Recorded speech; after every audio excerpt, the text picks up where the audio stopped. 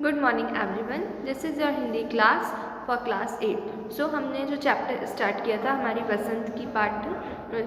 वसंत का पार्ट पानी की कहानी का सेकंड पार्ट है। इस दुख तथा भावपूर्वक कहानी की मुझ पर बड़ा प्रभाव पड़ा।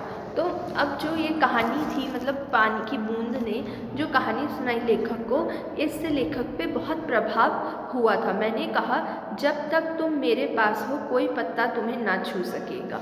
तो फिर लेखक ने क्या कहा, क्योंकि उनको इस कहानी में बहुत रुचि आई, जो हमने अभी पिछली वीडियो में पानी की मतलब बूंद की कहानी देखी थी, जो बूंद ने सुनाई कि कैसे जो पेड़ की जड़ होती है, जो उसके छोटे रेशे होते हैं, वो उसको अपनी ओर खींच लेते हैं और फिर वह पेड़ के में बिल्कुल आ जाती है और उसको कोठरी जैसा महसूस होता है और जैसे तैसे करके वो बाहर आती है। लेकिन क्योंकि उस समय रात हो रही होती है तो वह रात से डरती है, क्योंकि दिन में तो वह पानी सूरज की रोशनी में उड़ सकती है, लेकिन अभी रात में कुछ नहीं कर। तो इस कहानी को सुनकर लेखक को बूंद की जो कहानी थी इस पे बहुत दया आई और लेखक ने विश्वास जताया बूंद को कि जब तक वो उनके पास है वो उनको बूंद को किसी भी पत्ते को छूने नहीं देंगे। भैया तुम्हें इसके लिए धन्यवाद है। तो बूंद क्या बोलती है कि तुम मेरी रक्षा कर रहे हो, इसके लिए मैं तुम्हें धन्यवाद देती हूँ। मैं जब तक सूर्य न निकले तभी तक रक्षा चाहती हूँ, कि बस मुझे जब तक रक्षा चाहिए जब तक सूर्य नहीं निकल जाता, यानी सुबह नहीं हो जाती।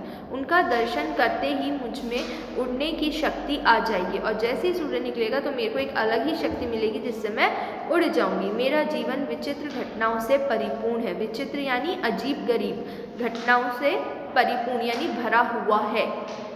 मैं उसकी कहानी तुम्हें सुनाऊंगी तो तुम्हारा हाथ तनिक भी ना दुखेगा। तो उसने क्या कहा बूंद ने कि क्योंकि तुमने मुझे अपने हाथ पे रखा और तुम्हें ऐसे रखोगे हाथ दुख जाएगा, तो लेकिन मैं तुम्हें अगर अपने जीवन की कहानियाँ सुनाऊंगी तो उसमें तुम इतने मगन हो जाओगे, क्योंकि मेरा जो जीवन है वो विचित्र घटना मतलब अलग अलग घटनाओं से भरा हुआ है, तो तुम्हें ये टाइम सुबह तक का पता ही नहीं चलेगा और जो तुम्हारा हाथ है वो भी नहीं दुखेगा। अच्छा सुनाओ। लेखक बोलते हैं ठीक है बूंद को कि तुम तुम्हारी कहानी सुनाओ। बहुत दिन हुए मेरे पुरखे हाइड्रोजन मतलब हाइड्रोजन को बोला, ठीक, और ऑक्सीजन यानी ऑक्सीजन नामक दो गैसें सूर्यमंडल में लपटों के रूप में विद्यमान थी। तो यहाँ पे ओस क्या कहानी सुना रही है कि दो जो मेरे पुरखे थे, मतलब मेन जो मेरे दो लोग थे, एक हाइड्रोजन और एक ऑक्सीजन, जिसको यहाँ पे क्या बोला है हाइड्रोजन और ऑक्सीजन, दोनों ही गैसें सूर्यमंडल में लपटों के रूप में विद्यमान थी। मतलब कि जो इस समय वो कहाँ रह रही थी, सूर्यमंडल में। सूर्यमंडल अपने निश्चित मार्ग पर चक्कर काट रहा है और सूर्यमंडल जो है वो क्या है, वो अपने एक निश्चित मार्ग पे है, ठीक है। वे दिन थे जब हमारे ब्रह्मांड में उथल पुथल हो रही थी। तो अब क्या बोला कि वह भी दिन थे हमारे ब्रह्मांड में, यानी हमारे विश्व में जब उथल पुथल मची हुई थी। अनेक ग्रहों और उपग्रह बन रहे थे, यानी जो अनेक ग्रह और उपग्रह थे यानी जो प्लैनेट्स थे उस समय वो बन रहे थे। ठहरो, क्या तुम्हें पुरखे और सूर्यमंडल में नहीं है? तो उसने क्या कहा कि ठहरो, क्या तुम्हारे पुरखे अब सूर्यमंडल में नहीं है? तो यहाँ पे लेखक पूछता है कि यानी कि जो अब तुम्हारे पुरखे हैं यानी हाइड्रोजन और ऑक्सीजन अब वह सूर्यमंडल में नहीं है क्या?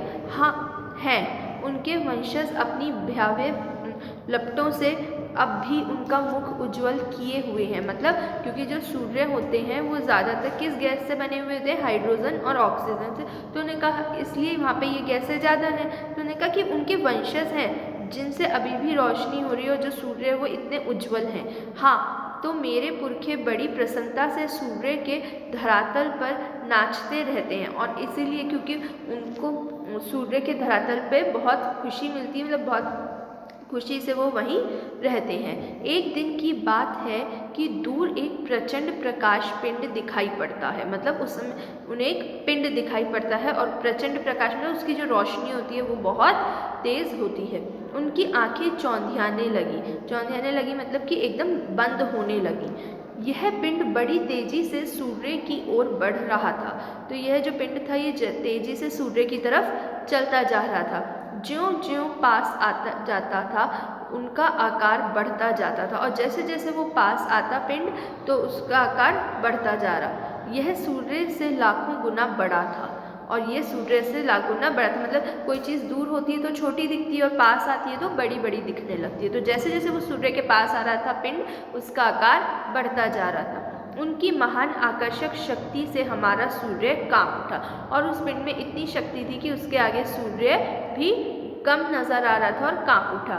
ऐसा ज्ञात हुआ कि उस ग्रहराज से टकराकर हमारा सूर्य चूर्ण हो जाएगा, और ऐसा लग रहा था, ऐसा आभास हो रहा था कि अगर वो उस पिंड से टकराएगा, ग्रहराज यानी ग्रहों का राजा, यानी वो इतना बड़ा था तो वो क्या होगा, चूर्ण हो जाएगा, यानी लुप्त हो जाएगा, खत्म हो जाएगा। वैसा ना हुआ, लेकिन ऐसा नहीं हुआ। वह सूर्य से सरसों मील दूर से ही घूम चला, लेकिन ऐसा कुछ नहीं हुआ। जब वो सूर्य के पास आ रहा तो काफ़ी दूर से ही वो लौट गया, यानी घूम गया। परंतु उसकी भीषण आकर्षण शक्ति के कारण सूर्य का एक भाग टूटकर उसके पीछे चला गया। लेकिन क्योंकि उसकी आकर्षक शक्ति इतनी, मतलब खींचने की, आकर्षक करने की, आकर्षण यानी अट्रैक्ट, तो अट्रैक्शन की शक्ति इतनी थी कि उसके कारण सूर्य का जो एक टुकड़ा था वो खींच के उसके साथ ही चला गया। सूर्य से टूटा हुआ भाग इतना भारी खिंचाव संभाल ना सका और कई टुकड़ों में टूट गया। और वो क्योंकि इतना, जो सूर्य का वो एक छोटा सा टुकड़ा था वो इतना भारी था कि वो उस खिंचाव के साथ पूरी तरीके से नहीं जा पाया, इसलिए वो उसके टुकड़े टुकड़े हो गए। उन्हीं में से एक टुकड़ा हमारी पृथ्वी है।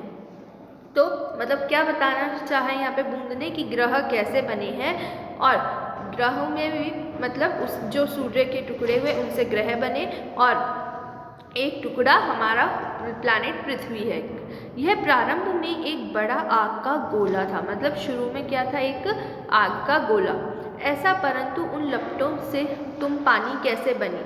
तो फिर यहाँ पे लेखक ने पूछा है कि अगर ऐसा था कि पृथ्वी एक आग का गोला थी तो फिर तुम पानी की बूंद कैसे बनी? मुझे ठीक पता नहीं है। तो यहाँ ओस की जो बूंद है मुझे ठीक से नहीं पता, लेकिन हाँ यह सही है कि हमारा ग्रह ठंडा होता चला गया। और फिर क्या हुआ कि शुरू में जब धरती बनी थी वो बहुत लपटों से घिरी हुई थी, यानी बहुत गर्म थी, लेकिन फिर वह धीमे धीमे ठंडी होती चली गई।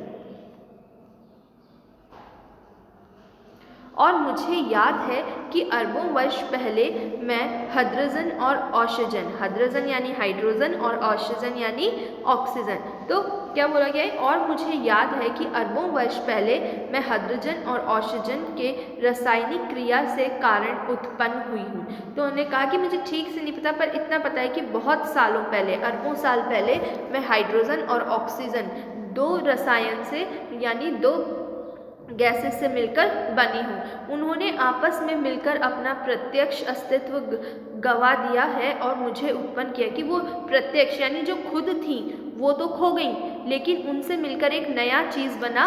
वो क्या था? पानी की बूंद। ठीक है, हाइड्रोजन और ऑक्सीजन वो तो खत्म हो गई, लेकिन नई चीज़ क्या उत्पन्न हुई जब वो दोनों मिली? तो पानी। मैं उन दिनों भाप के रूप में पृथ्वी चारों ओर घूमती फिरती थी, पर उस समय जो पानी था वो किस रूप में था? भाप के रूप में। उसके बाद न जाने क्या हुआ, जब मुझे होश आया तो मैंने अपने को ठोस बर्फ़ के रूप में पाया, और जब बाद में किस में कन्वर्ट होने लगी थी? बर्फ़ में। ठीक है, जब होश आया तो कैसे बर्फ़ के रूप में पाई गई। मेरा शरीर पहले भाप रूप में था, अब वह अत्यंत छोटा रह गया था, क्योंकि पहले भाप था और बर्फ़ जो होती है ना, जैसे जो पानी होता है जब उसकी बर्फ़ बनती है तो थोड़ा सा हमें कम दिखता है, और जब वो बर्फ़ पिघलती है तो वापस पानी उतना ही हो जाता है। तो जब वो बर्फ़ के रूप में बदली थी तो अब उसका जो आकार था वो और भी छोटा हो गया था। वह पहले से कोई 17वां भाग रह गया हो, मतलब कि जो पहले जितनी बड़ी थी उसका 17वां भाग, मतलब 7 टाइम्स छोटी हो गई थी। मैंने देखा मेरे चारों ओर मेरे असंख्य साथी बर्फ़ बने पड़े हैं, और क्या देखा पास में कि जितनी भी भाप थी वो सारी बर्फ़ में बदल गई है, यानी बहुत सारे साथी, असंख्य साथी यानी जिन्हें गिना नहीं सकता, बहुत सारे भाप के कण अब बर्फ़ में बदल गए थे। जहाँ तक दृष्टि जाती थी बर्फ़ के अतिरिक्त कुछ दिखाई ना पड़ता था, और जहाँ तक उन्होंने देखा उनकी दृष्टि से, मतलब जहाँ तक उन्हें दिखा सिर्फ बर्फ़ ही बर्फ़ थी। जिस समय हमारे ऊपर सूर्य की किरणें पड़ती थी तो सौंदर्य बिखर पड़ता था, और जब वहाँ सूर्य निकलता था तो सौंदर्य यानी बहुत अच्छा प्रकाश हो जाता था। हमारे कितने साथी ऐसे भी थे जो बड़ी उत्सुकता से आंधी में ऊंचा उड़ते, उछलते, कूदने के लिए कमर के कसे तैयार बैठे थे। और जब आंधी चलती तो भी कुछ उनके जो भाप के साथी थे, मतलब पानी के, उन्हें बहुत मज़ा आता था, क्योंकि वो उस आंधी में क्या करते थे, आंधी के साथ कुछ उड़ जाते थे, उछलते कूदते थे। बड़े आनंद का समय रहा होगा वहाँ। तो क्या बताया भाप ने कि वो बहुत ही मज़ेदार और आनंद का समय था। बड़े आनंद का, कितने दिनों तक, कई लाख वर्षों तक, कई लाख, मतलब वो जो समय उनका चला इतना अच्छा आनंद का, वो बहुत लंबे समय तक चला था। हाँ, चौंको नहीं, मेरे जीवन में 100-200 वर्ष दल में नमक के समान भी नहीं है। तो उन्होंने क्या कहा, इतना मत चौंको, मेरे जीवन में 100-200 वर्ष बिल्कुल नमक के कण के समान है। यानी नमक में कितने सारे कण होते हैं, तो उसके समान, मतलब 100-200 साल एक बूंद के लिए कुछ नहीं होता, क्योंकि पानी जो है वो साइकिल होता है, कभी भाप बनता है, कभी पानी और फिर बर्फ़, है ना। तो उसके लिए मतलब पर कभी ख़त्म नहीं होता। मैंने ऐसे दीर्घजीवी में वार्तालाप करते जान अपने को धन्य माना और ओस की बूंद के प्रति मेरी श्रद्धा बढ़ गई। तो लेखक जो थे वो इस बूंद से इतने ज़्यादा मतलब इंस्पायर हुए कि दीर्घजीवी, दीर्घ यानी लंबा, और जीवन, ठीक है, और जीवी यानी जीवन, तो दीर्घजीवी यानी लंबे जीवन में जो वार्तालाप हुई बूंद से, तो लेखक ने अपने आप को धन्य माना और ओस की बूंद के प्रति उनकी जो श्रद्धा थी वो और भी बढ़ गई। हम शांति से बैठे एक दिन हवा से खिलने की कहानियाँ सुन रहे थे कि अचानक ऐसा अनुभव हुआ मानो हम सरक रहे हों। सबके मुख पर हवाइयाँ उड़ने लगी, अब क्या होगा। तो जब वह एक दिन मतलब लेखक और सब बैठे थे, कहानी सुन रहे थे हवा की, तो उनको ऐसा महसूस हुआ कि जैसे वह भी हवा के साथ सरक रहे हों।